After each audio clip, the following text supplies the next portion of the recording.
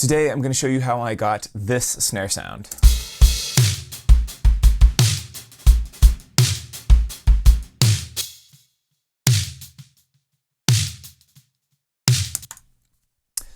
I was pretty happy with how that came out, and when I heard the end result, I felt like it almost sounded like I had layered samples in, which I had not, and thought that some of the methods I used might be helpful for some of you as well. So the snare sort of sampley sound we're going for is obviously very low, thuddy, almost like I put a kick drum sample underneath. And the way that I got this, first of all, started with the snare itself. Let me show you the dry track. So just the snare, top and bottom, no plugins, sounds like this.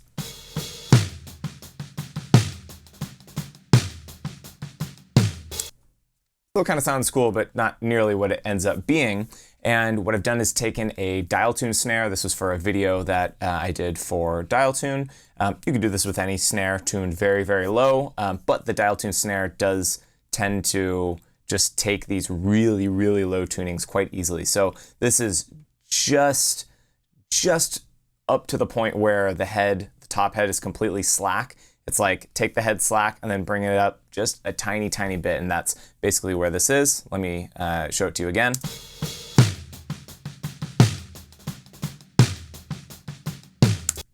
Okay, and here's how I processed it. First of all, went to the snare top microphone, which sounds like this on its own.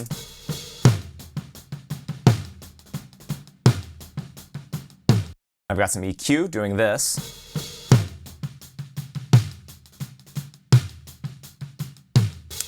What I'm doing is cleaning up a bunch of the mid-range, sort of the low mids around 500, doing another little pull at 200 hertz. And then you can see I've got this boost here at 129 hertz, which sounds like this.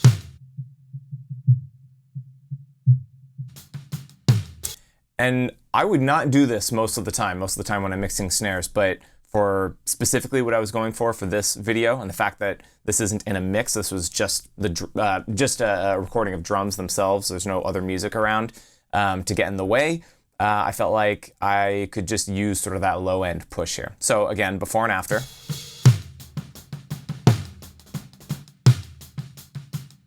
Just cleans it up a little bit. The snare bottom mic on its own sounds like this.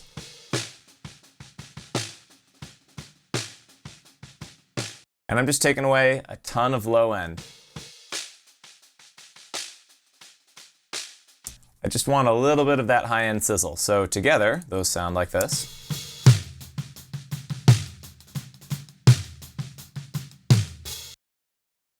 And then, affecting both of them right over here, you can see I've gated using Gatey Weighty, which is my favorite gate. Very simple. Nothing really to it there. And then I'm using the SSL channel from Waves, and this is a move that I do all the time on drums, which is just adding in some 8K and then pulling out some 500 hertz. That sounds like this.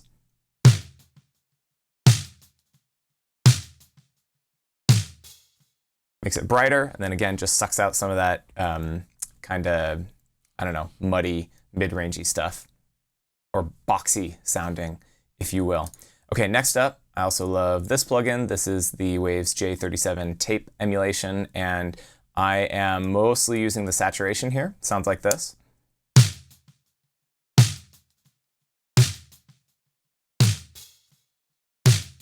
And it just adds some, I mean, really it goes into distortion. It adds some saturation enough to where it distorts and starts to kind of sound gnarly and almost unreal. So again, here's with and without.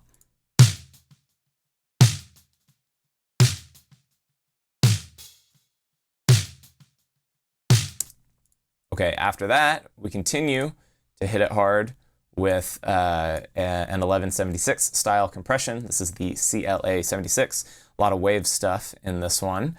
Sounds like this.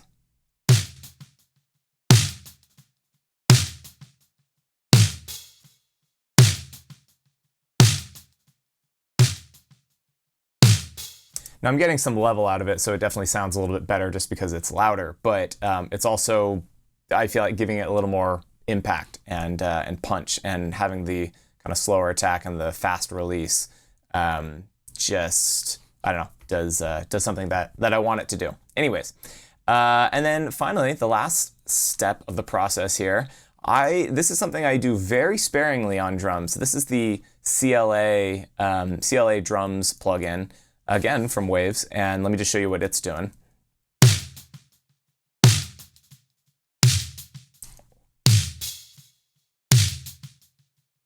So the reason I don't use it most of the time is that it is clearly a very, very heavy-handed plugin. It does a lot of processing. It does a lot of EQing on its own that usually is too much for what I'm going for, but I kind of wanted this recording to sound like unreal and almost over-the-top processed. And so this was perfect for that. So once again, with and without.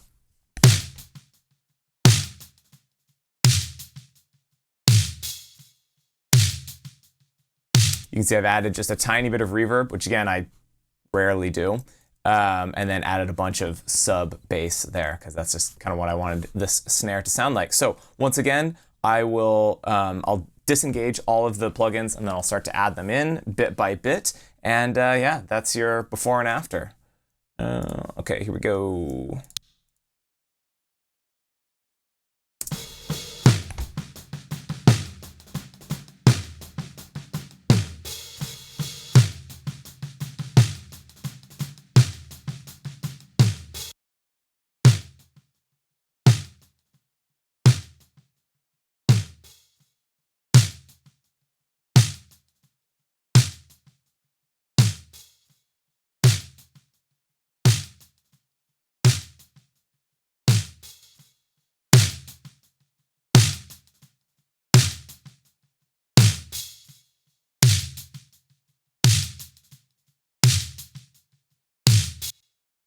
Real quick, here it is in the context of the whole drum set.